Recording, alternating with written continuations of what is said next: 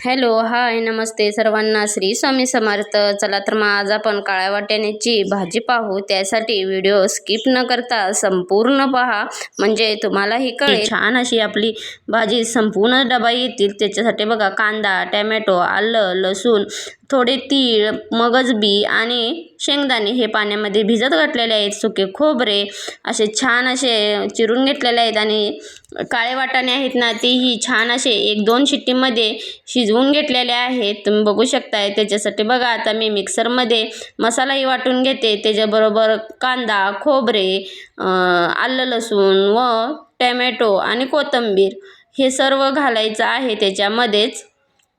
त्याच्यामध्येच तीळ, मगजबी आणि शेंगदाणे, काजू असतील तर तुम्ही काजूही वापरू शकता. त्याच्याने तरी अप्रतिम अशी चव येते. आणि हो, नक्की ही रेसिपी तुम्ही ही घरी ट्राय करा. मुले नक्की आवडीने खातील.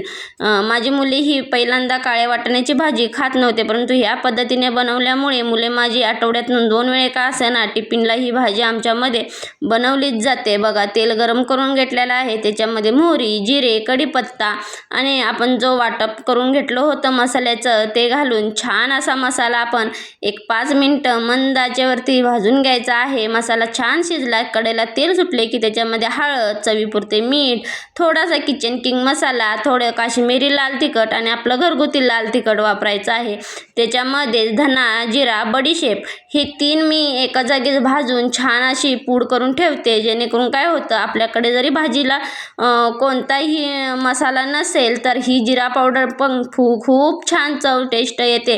त्याच्यामध्ये फक्त तुम्ही थोडी वास येईपर्यंत बडीशेप भाजून घालायची आहे. मसाला शिजण्यासाठी थोडंसं पाणी वापरून घेते मी, जेणेकरून आपला मसाला खालीही लागणार नाही. बघा, मंद आचेवरती 1-5 मिनिटं आपण मसाला छान असं झाकण देऊन 5 मिनिटं तेल सुटेपर्यंत आपला मसाला हा छान शिजवून घेऊ.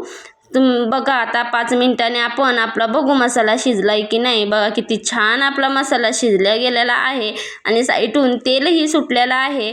तुम्हीही नक्की या पद्धतीने एकदा ट्राय करा. मुले आवडीने खातील. माझी ही मुले खूप आवडीनं खातात काळ्या वाटाण्याची. आणि मुलांना थोडं कडधान्य का असेना, फळेभाज्याबरोबर कडधान्याची भाजी ही थोडीफार मुलांच्या टिफिनमध्ये आठवड्यातून 1-2दा गेलीच पाहिजे. त्यामुळे तुम्हीही नक्की ट्राय करा.